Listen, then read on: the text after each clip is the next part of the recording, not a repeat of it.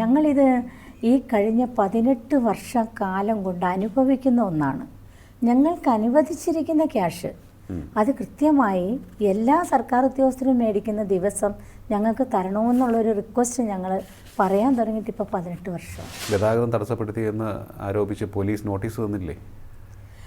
Police notice തന്നു സാറേ. അത് അവിടെ വന്ന് ഒരു ദിവസമെങ്കിലും പോലീസ് നന്നായി ഒന്ന് പരിശോധിച്ചെങ്കിൽ അറിയാമായിരുന്നു. സെക്രട്ടേറിയറ്റിൽ ഫാൻ വെച്ച് സമരം നടത്തിയവരാ. ഫാൻ വെച്ച് ഇന്നിപ്പം ഞങ്ങളെ ഈ അമ്മമാർ ആ പൊടിയിലായിരിക്കുന്നത്, ഞങ്ങൾ ആ തറയിലാണ് കിടക്കുന്നത്. കേരളത്തിലെ ഭരണസമിതി എങ്ങോട്ട് പോവുക, ഇവർ ഇരുട്ടുകൊണ്ട് ഓട്ടയടയ്ക്കുവാണോ എന്ന് എനിക്ക് തോന്നിപ്പോയി. കാരണം അത്രയേറെ ഈ ഭരണാധികാരികൾ അതപ്പതിച്ച് പോവുകയാണോ എന്നാണ് ഞാൻ ചിന്തിച്ചത്.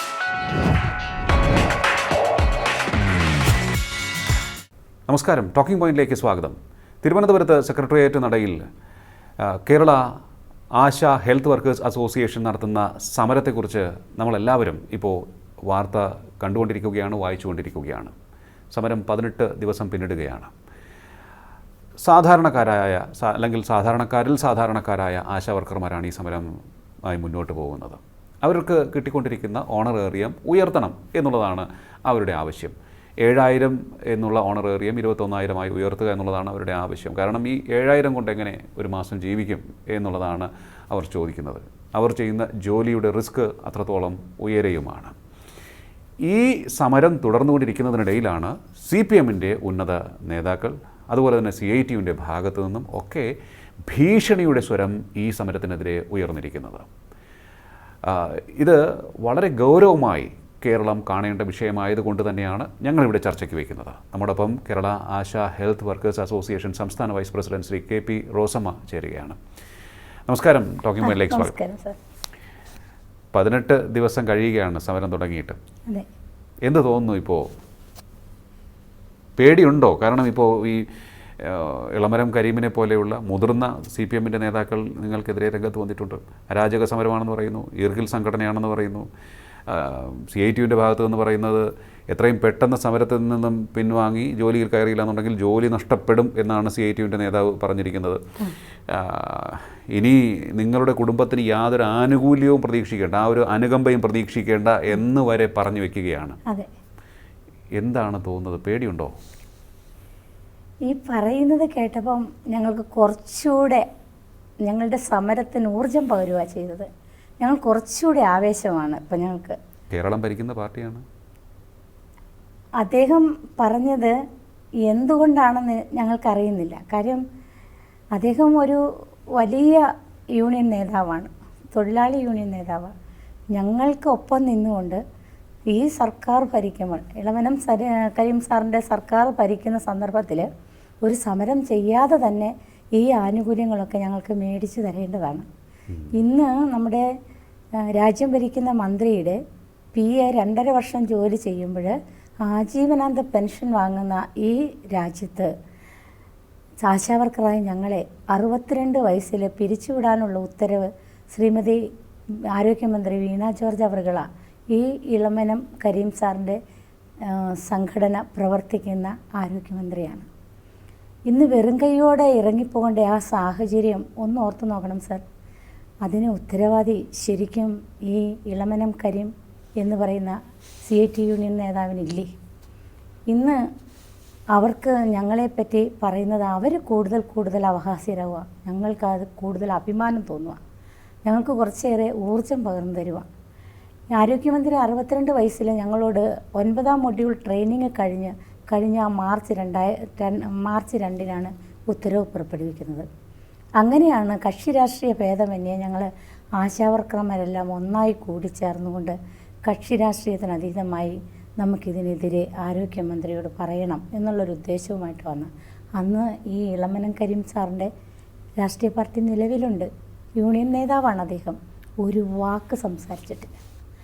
അപ്പോൾ ഞങ്ങളാണ് ഈ കേരള ആശാ ഹെൽത്ത് വർക്കേഴ്സ് അസോസിയേഷൻ്റെ സംസ്ഥാന നേതാക്കന്മാരായ നമ്മുടെ Sadananda sir, MA Bindu, Shrimati mini അവറുകൾ, ഇവരെയൊക്കെ ഞങ്ങൾ അങ്ങോട്ട് തേടിപ്പോയി കാണുക ചെയ്തത്. കാരണം അവരുള്ള ഏതൊരു അവശ്യവർഗത്തിനും തൊഴിലാളി സ്നേഹികളാണ് അവർ.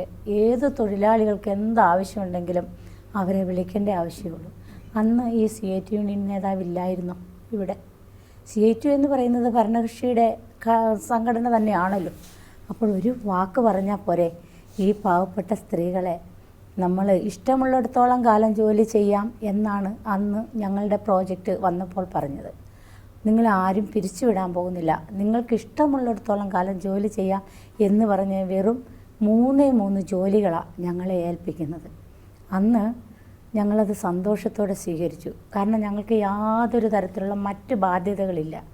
ഈ പോകുന്ന വഴിക്കും പള്ളിയിൽ പോകുന്ന വഴിക്കും ചന്തയിൽ പോകുന്ന വഴിക്കും ഒക്കെ ഒന്ന് അന്വേഷിച്ചാൽ മാത്രം മതി ഞങ്ങൾക്ക് അനുവദിച്ചു തന്നിരിക്കുന്ന കുടുംബങ്ങളുടെ വിവരങ്ങൾ അറിയാൻ വേണ്ടി.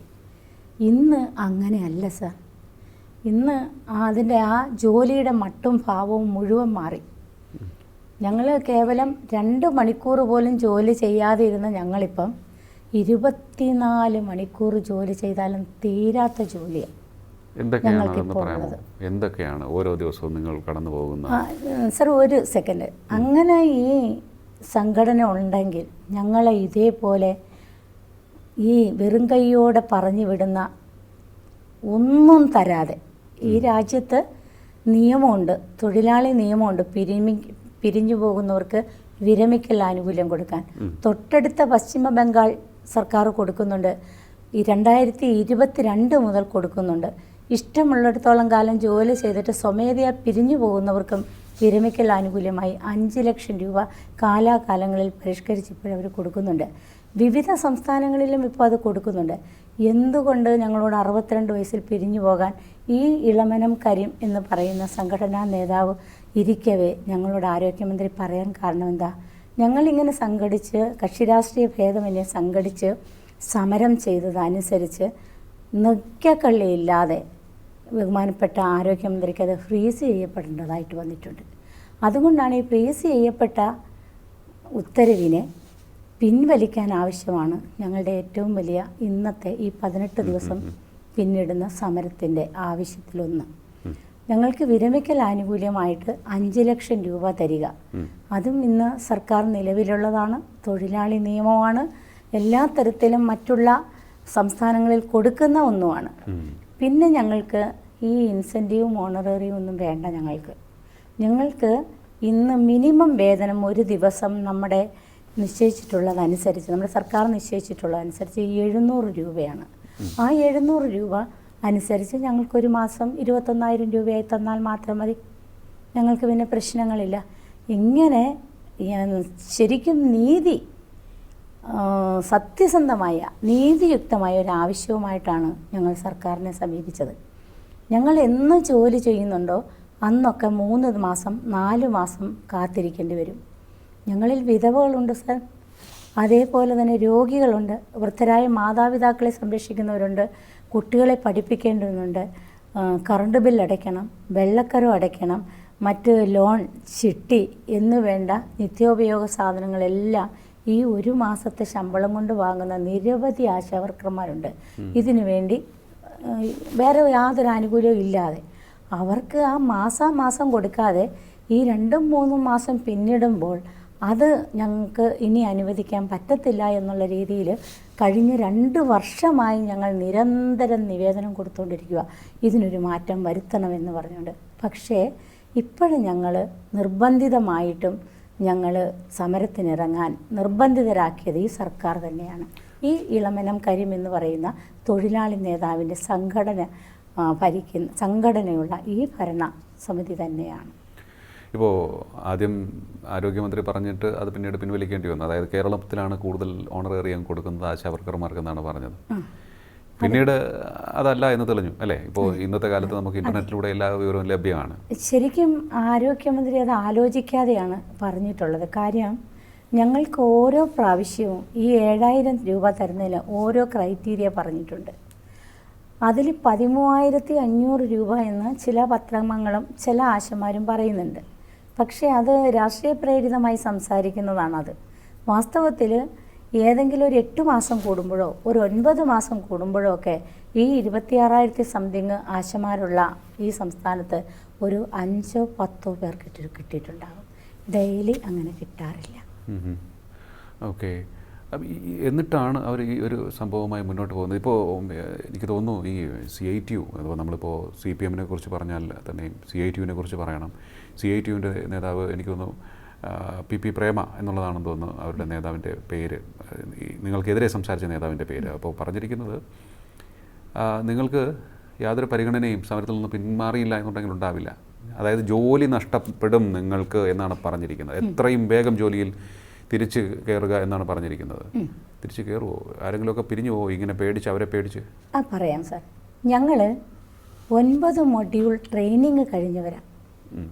അതായത് ജനനം മുതൽ മരണം വരെ ആ മനുഷ്യന് എന്തെല്ലാം തരത്തിലുള്ള ആവശ്യങ്ങളും പ്രശ്നങ്ങളും ആരോഗ്യപരമായിട്ട് വരുന്നുണ്ടോ അവയെല്ലാം കൃത്യമായി പഠിപ്പിച്ച് ഞങ്ങളെ തയ്യാറാക്കിയാണ് സമൂഹത്തിലേക്ക് ഇറക്കി വിട്ടിരിക്കുന്നത്.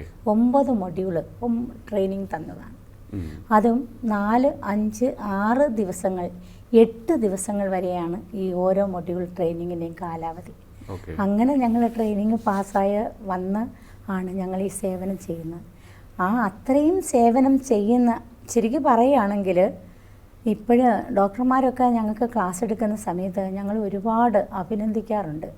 കാരണം നിങ്ങൾ സമൂഹത്തിൻ്റെ താഴെ തട്ടിലുള്ളവരുടെ അടുത്ത് ഈ വക ആരോഗ്യപരമായ കാര്യങ്ങൾ ചെന്ന് പറയുന്നതുകൊണ്ട് രോഗികളുടെ എണ്ണം കുറഞ്ഞുകൊണ്ടിരിക്കുക.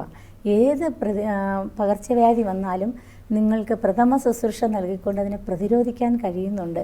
അതിൽ ഞങ്ങൾക്ക് അഭിമാനമുണ്ടെന്നാണ് ഞങ്ങളുടെ മെഡിക്കൽ ഓഫീസറൊക്കെ പറയാം. മെഡിക്കൽ ഓഫീസർമാർക്ക് മാത്രമല്ല, കേരളത്തിൻ്റെ പൊതുസമൂഹത്തിന് എല്ലാവർക്കും അഭിമാനമുണ്ട് നിങ്ങൾ ചെയ്യുന്ന നല്ല കാര്യം. അതെ സാർ, ഞങ്ങൾക്ക് അതിൽ അഭിമാനമുണ്ട്.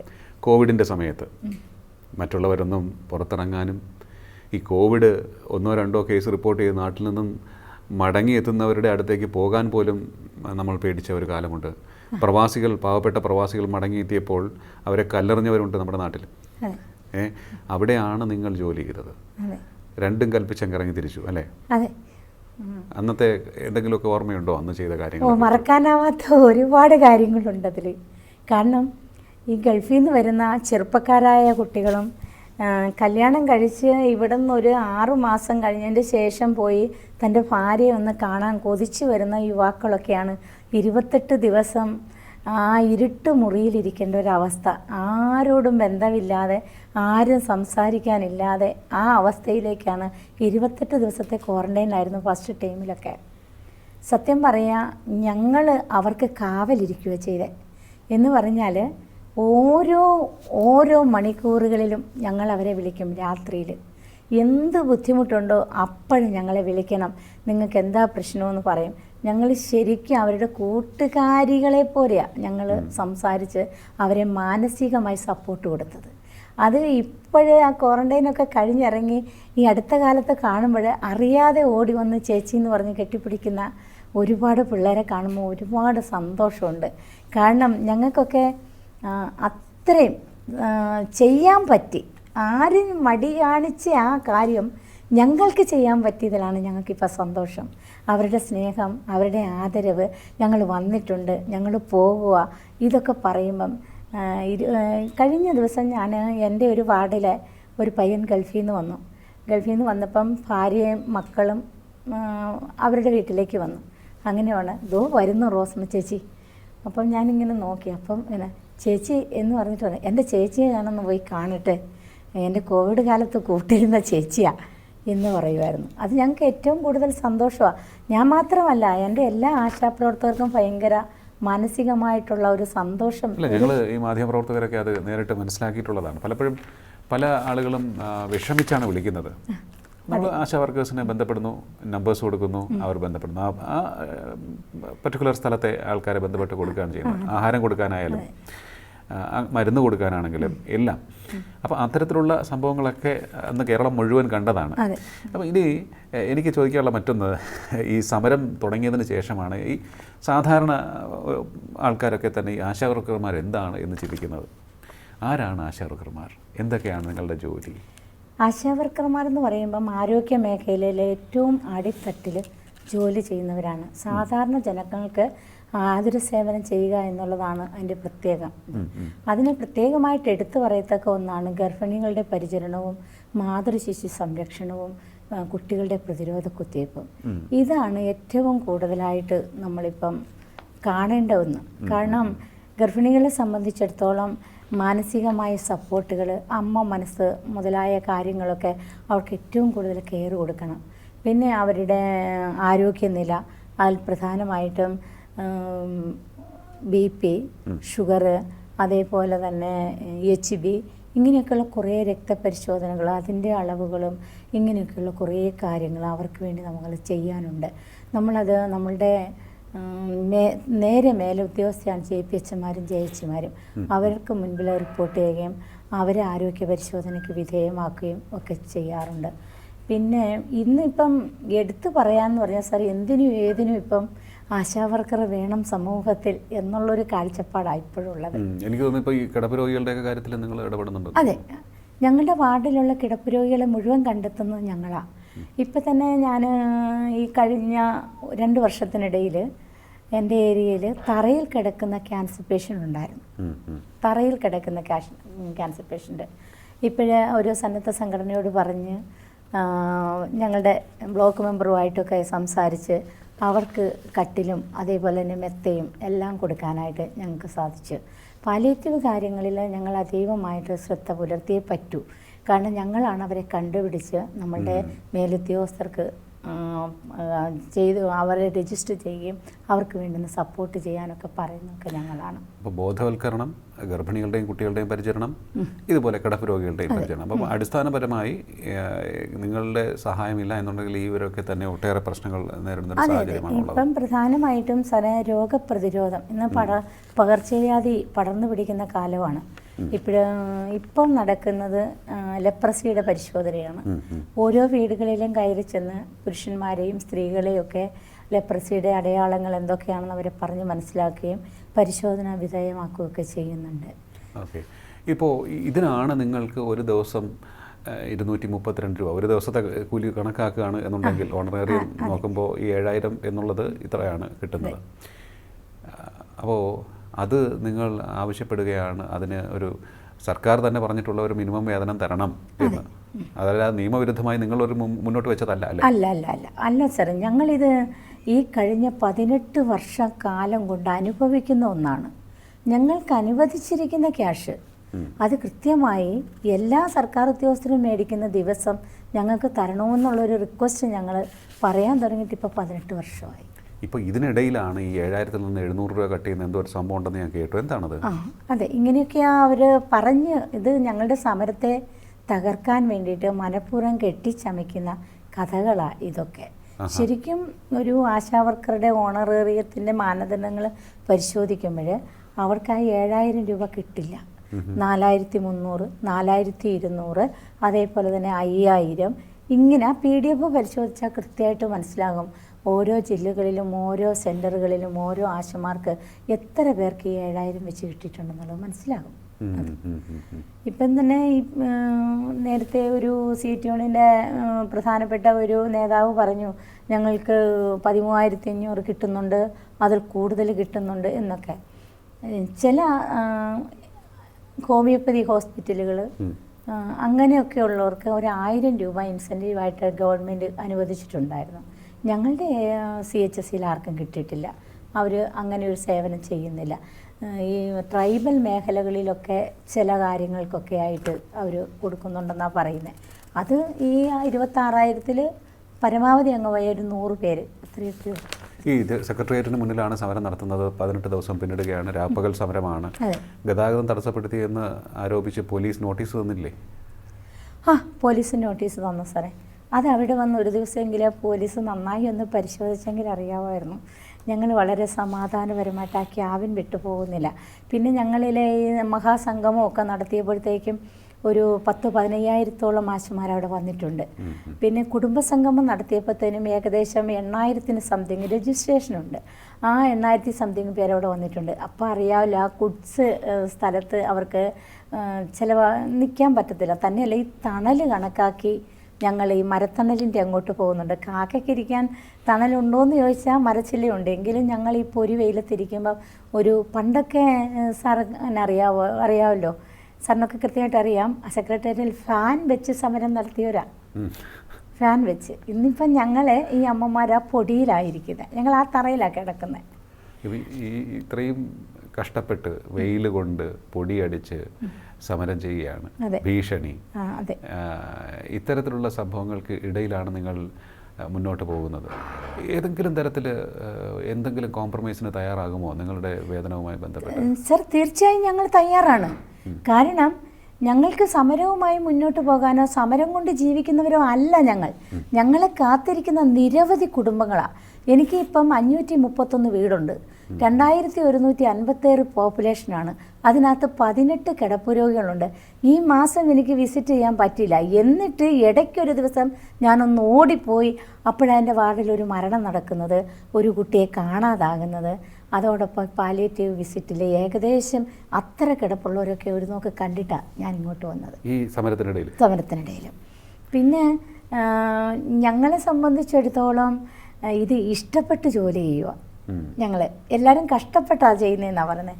ഞങ്ങൾ ആശമാരെല്ലാം ഇഷ്ടപ്പെട്ട് ജോലി ചെയ്യുക. കാര്യം ഞങ്ങളുടെ തൊട്ടുമുറ്റത്തുള്ള സഹോദരങ്ങളാണ്, ഞങ്ങളെ അറിയാവുന്നവർ, ഞങ്ങളുടെ സുഹൃത്തുക്കൾ, ഞങ്ങളുടെ ബന്ധുക്കൾ, ഞങ്ങളുടെ നേതാക്കന്മാരൊക്കെയുള്ള സ്ഥലത്ത് അവർക്ക് ഈ ലേബലിൽ ഒരു സഹായം ചെയ്തു കൊടുക്കുന്നത് ഞങ്ങൾക്ക് ഇഷ്ടമാണ്. ഇഷ്ടപ്പെട്ടാണ് ജോലി ചെയ്യുന്നത്. ഈ സമരത്തിന് ചില രാഷ്ട്രീയ പാർട്ടികൾ നിങ്ങളെ ഇളക്കി വിട്ടതാണെന്നൊക്കെ പറയുന്നുണ്ട്. അതിലെന്തെങ്കിലും വാസ്തവമുണ്ടോ? അത് അങ്ങനെ പറയുന്നവരോട് ഞങ്ങൾക്കൊന്നേ പറയാനുള്ളൂ, നിങ്ങളിന്ന് ഏതോ മൂഢലോകത്താണ് ജീവിക്കുന്നത്. കാരണം ജോലി ചെയ്ത കാശ് യഥാസമയം കിട്ടാത്ത ഒരു തൊഴിലാളിയാണ് അവിടെ വന്നിരിക്കുന്നത്. ആ വേദനയും ഒരു കുടുംബം ഭരിക്കുന്ന ഒരു സ്ത്രീക്ക് മാത്രമേ അടുക്കളയിലെ സാധനങ്ങളുടെ വില കൃത്യമായിട്ട് അറിയാൻ പറ്റുള്ളൂ. ഒരു സാധനം ഇല്ലാതെ വന്നാൽ കുട്ടികളുടെ മുൻപിൽ വെറും പാത്രം വിളമ്പി വെക്കുന്നത് ഞങ്ങൾ അമ്മമാരാണ്. അപ്പോൾ ഞങ്ങൾക്ക് ആ ജോലിക്കുള്ള കൂലി കിട്ടിയില്ല എങ്കിൽ ഞങ്ങൾ എവിടെ പോകും ചോദിക്കാൻ? ആരോട് ചോദിക്കും? ഇന്നൊരു കൂലിപ്പണിക്കാരനാണെങ്കിൽ അവന് ആ കൂലി ജോലി ചെയ്യിച്ച മുതലാളിയോട് ചോദിക്കാം. ഇന്ന് ഞങ്ങളുടെ മുതലാളി സർക്കാരാണ്. സർക്കാർ നല്ല രീതിയിൽ ചിന്തിച്ച് ഒരു തൊഴിലാളി സ്നേഹം ഉണ്ടായിരുന്നുവെങ്കിൽ ഞങ്ങളെ ഈ 18 ദിവസം ഇവിടെ ഇരുത്തില്ല സർ. പറ്റുമോ? അങ്ങനെ ഇരുത്താൻ പറ്റില്ല. ഒരു ജനാധിപത്യ ഗവൺമെൻറ്റിന് ഭൂഷണമല്ല ഈ തൊഴിലാളികളെ, ഈ അമ്മമാരെ. ഇന്നൊരു സ്ത്രീക്ക് എത്ര വാതിലുകൾ അടയ്ക്കണം ഒന്ന് രാത്രി കിടന്നുറങ്ങാൻ? നമ്മൾ വീട്ടിലാണെങ്കിൽ ഗേറ്റ് നോക്കും, പിന്നെ പൂമുഖവാതിൽ നോക്കും, കിടക്കുന്ന റൂം ഒന്നുകൂടി ബന്ധസ്ഥമാക്കും, എന്നിട്ടല്ലേ ഞങ്ങൾ കിടക്കുന്നത്. ഇപ്പം ഞങ്ങൾ എങ്ങനെയാണ്, ഏത് മുറി കൂട്ടിയാണ് ഞങ്ങളിവിടെ കിടക്കുന്നത്? സെക്രട്ടേറിയറ്റിനുടയിൽ അത് ഇന്ന് കഴുകിയ ഷീറ്റ് നാളെ എടുത്തിട്ടാൽ ആ ഷീറ്റ് ഒന്നുകൂടി കഴുകി ഇസ്തിരി ഇട്ടിട്ടല്ലേ മെത്തയുടെ മുകളിൽ മുറുകി നമ്മൾ കിടക്കുന്നത്. ഞങ്ങൾ ഇന്നിപ്പോൾ ഷീറ്റ് വിരിച്ചാണ് ആ പൊടിമണ്ണി കിടക്കുന്നത്. അത് 18 ദിവസം. ഇല്ല സർ, ഞങ്ങളൊരു തരി പോലും പുറകോട്ട് പോകത്തില്ല. ഇനി കൃത്യമായി ഞങ്ങളിനി ഒരു സമവായത്തിന് തയ്യാറല്ല. കൃത്യമായി ഞങ്ങളുടെ ഡിമാൻഡുകൾ അംഗീകരിച്ച് ഉത്തരവാകുന്ന സമയം വരെ ഞങ്ങൾ ഈ സെക്രട്ടേറിയറ്റ് വഴി വിട്ടുപോകില്ല. ഞങ്ങൾക്കിത് തീർത്തും ന്യായമായ ഒരു സമരമാണ് എന്ന് പൊതുജന സമൂഹം മൊത്തവും കണ്ടു കഴിഞ്ഞു. മാധ്യമങ്ങളെല്ലാം അവരെ വെളിച്ചത്ത് കൊണ്ടുവന്നു. ഓരോ പ്രാവശ്യം അവർ പറയുന്ന കള്ളക്കളികൾ ഒന്നൊന്നായി അടുക്കി പൊളിച്ചു കൊടുത്തുകൊണ്ടിരിക്കുക. ആ സ്ഥിതിക്ക് ഞങ്ങളുടെ ഡിമാൻഡുകൾ എത്രയും പെട്ടെന്ന് അംഗീകരിച്ച് സർക്കാർ ഉത്തരവായാൽ ഈ നിമിഷം ഞങ്ങൾ സമരം നിർത്തും. പലതരത്തിലുള്ള ഭീഷണികൾ ഇനിയും ഇല്ല സർ, അതൊന്നും ഞങ്ങൾക്ക് പേടിയില്ല. ഏത് തരത്തിലുള്ള കേസുകൾ വന്നാലും ഞങ്ങൾക്ക് ഉറപ്പുണ്ട്, ഞങ്ങളതൊന്നും ചെയ്യാൻ വന്നവരല്ല. ഞങ്ങളുടെ ജോലി ചെയ്യുന്ന കാശ് യഥാസമയം തരണമെന്ന് പറയാൻ വേണ്ടി വരുന്നവരാ. ഞങ്ങൾ മല്ലയുദ്ധത്തിന് വന്നതോ പോലീസിനെ കല്ലെറിയാൻ വന്നതോ ബാരിക്കേഡ് തകർക്കാൻ വന്നവരോ ഒന്നുമല്ല. നിങ്ങൾക്കെതിരെ പലതരത്തിലുള്ള കേസുകൾ വരട്ടെ, അതറിയാമല്ലോ. ഇവിടുത്തെ ഈ സമൂഹം ഏത് കേസിനും ഒരു സാക്ഷിയില്ലേ സർ? അപ്പോൾ ഈ സമൂഹത്തിനറിയാം, ഈ പൊതുസമൂഹം മുഴുവനും അറിയാം. ഇന്നലെ ഞങ്ങൾക്ക് ഉച്ചയായപ്പോഴത്തേക്കും ഒരു വണ്ടി നിറച്ച കുടിവെള്ളവുമായിട്ട് നമ്മുടെ തമ്പാനൂരത്തെ ടാക്സി ഡ്രൈവർമാർ വന്നത് ഞങ്ങൾക്ക്. അപ്പം ഇന്ന് ഞങ്ങൾ കഴിഞ്ഞ പ്രാവശ്യം ഞങ്ങളുടെ കയ്യിലെ പിരിവെടുത്താണ് ഞങ്ങൾ 5 കിലോ അരി മേടിച്ച് കഞ്ഞി വെച്ചത്. ഇന്ന് 2 ദിവസത്തേക്കുള്ള അരി ബാക്കിയായിരിക്കുന്നു. ഇന്ന് 16 കിലോ അരിയിട്ട് കഞ്ഞി വെച്ചിട്ടും തികഞ്ഞിട്ടില്ല അവിടെ വിളമ്പാൻ. അപ്പോൾ സാറൊന്ന് ഓർത്താൽ ഞങ്ങളോടുള്ള സപ്പോർട്ട് എത്ര വലുതാണെന്ന്. അതുകൊണ്ട് ഞങ്ങൾ ഒരു കാരണവശാലും ഞങ്ങളുടെ ഡിമാൻഡുകൾ അംഗീകരിച്ച് അത് ചർച്ചയ്ക്ക് വെക്കട്ടെ. ഈ ജനാധിപത്യ സമൂഹത്തിൽ ഇതുവരെയും ഒരു ജനാധിപത്യ രീതിയിലുള്ള ചർച്ചയ്ക്ക് ഇല്ല, വന്നിട്ടില്ല. വന്നാൽ ഞങ്ങൾ എപ്പം തയ്യാറാകും. ഞങ്ങളുടെ ഈ നിസ്സാരപ്പെട്ട ഡിമാൻഡല്ലേ. ആരോഗ്യമന്ത്രി ഒരു വനിതയാണ്, എന്നിട്ടും അതാ ഞങ്ങൾക്ക് സങ്കടം. ഞങ്ങളെ ചേർത്ത് പിടിക്കാനുള്ള ആളാണ് ആരോഗ്യമന്ത്രി. പോട്ടെ, നിങ്ങൾക്കൊപ്പം ഞാനുണ്ട്, ഞങ്ങളുടെ ഹെഡാണ്. നിങ്ങൾക്കൊപ്പം ഞാനുണ്ടെന്ന് പറഞ്ഞാൽ ഒരു വാക്ക് മതിയല്ലോ. നിങ്ങൾ സമരത്തിന് മുമ്പ് ആരോഗ്യമന്ത്രി പറഞ്ഞില്ലേ ഞങ്ങളിങ്ങനെ സമരം ചെയ്യാൻ പോകണം സാർ ആവശ്യമെന്ന് പറഞ്ഞിട്ട് ഞങ്ങൾ പറഞ്ഞു, ഞാനും ചർച്ചയ്ക്ക് പോയിരുന്നു ആരോഗ്യമന്ത്രിയുടെ അടുത്ത്. ഞാൻ പറഞ്ഞു, മാഡം ഞങ്ങൾ ഇന്ന് 4-ാം ദിവസമാണ് ഇവിടെ നിൽക്കുന്നത്. 3-ാം ദിവസമാണ് ഞങ്ങളിവിടെ നിൽക്കുന്നത്. ഞങ്ങൾക്ക് വളരെ ബുദ്ധിമുട്ടാണ്. ഞങ്ങൾക്ക് വേറെ ഒരു ഡിമാൻഡും ഇല്ല മാഡം. ഞങ്ങൾക്ക് 62 വയസ്സിലെ ആ ഉത്തരവ് ഒന്ന് പിൻവലിച്ച് തരണം. വിരമിക്കൽ ആനുകൂല്യമായി ഒരു 5 ലക്ഷം രൂപ അനുവദിക്കണം.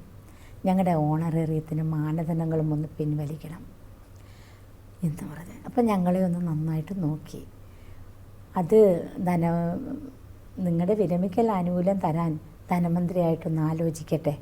ഞങ്ങളിവിടെ ഒരു കമ്മിറ്റി വെച്ചിട്ടുണ്ട്. ആ കമ്മിറ്റിയുടെ തീരുമാനം അറിയട്ടെ.